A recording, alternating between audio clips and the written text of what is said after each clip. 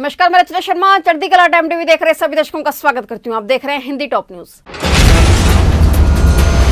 Tractor rally में दम दिखाने के बाद किसान आज एक बार फिर से सरकार के साथ बातचीत की टेबल पर हो गए। भारत सरकार और किसान संगठनों के बीच आज कृषि कानून को लेकर फिर से चर्चा होनी है। जिन दो मुद्दों का समाधान निकलना बाकी है उन पर आज कुछ हल होने के आसार हैं। बातचीत से पहले बीते दिन किसानों ने एक बड़ी ट्रैक्टर रैली निकालकर अपने शक्ति प्रदर्शन किया।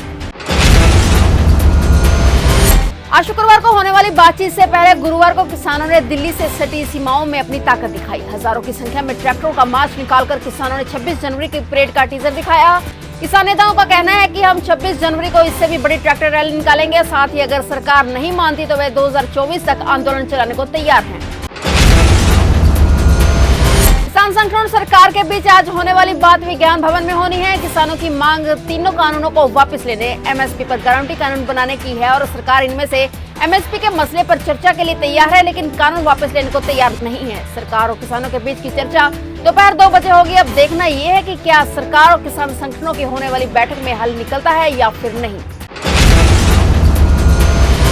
देश में वायरस का टीकाकरण कार्यक्रम शुरू होने से पहले आज 8 जनवरी को सबसे बड़ी रिहर्सल है। देश के सभी 736 जिलों में आज ड्राई रन किया जा रहा है।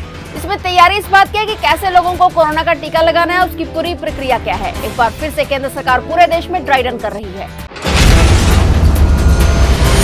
संयुक्त राष्ट्र में अमेरिकी दूत केली क्रॉफ्ट की ताइवान यात्रा पर चीन बिफर गया है। चीन ने अमेरिका को धमकी दी है कि अगर केली क्रॉफ्ट आने वाले दिनों में ताइवान की यात्रा करती हैं तो इसकी भारी कीमत उनको चुकानी पड़ेगी। संयुक्त राष्ट्र के चीनी मिशन के कहा है कि चीन अमेरिका से उकसावे को रोकने के लिए दृढ़ता से आग्रह करता है।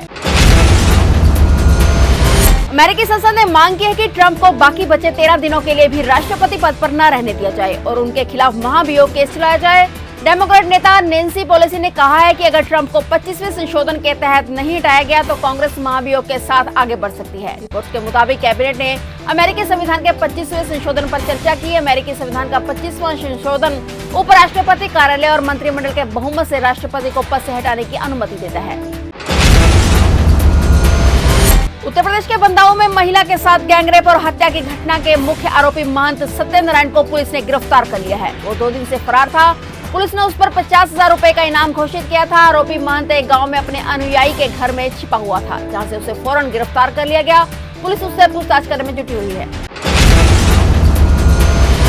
वायरस के साथ साथ बर्ड फ्लू का कहर भी देश के कई इलाकों में बढ़ता ही जा रहा है। केंद्र सरकार ने सभी राज्यों को किसी भी इमरजेंसी हालात का सामना करने के लिए तैयार रहने को कहा है। मध्य प्रदेश में अब तक 8 जिलों में बर्ड फ्लू फैल चुका है। सरकार ने इंदौर और नीमच जिले में मुर्गियों में बर्ड फ्लू की पुष्टि के बाद इन इलाकों में चिकन की दुकानों को 1 सप्ताह के लिए बंद रखने का आदेश दिया है।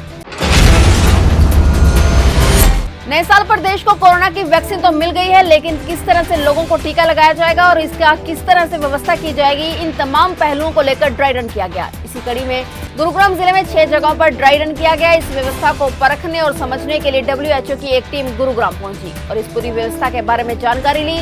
साथ ही किस तरह से लोगों को वैक्सीन लगाई जाएगी और किस तरह से व्यवस्थाएं रहेंगी, इन सभी की उन्होंने बारीकी से जानकारी ली।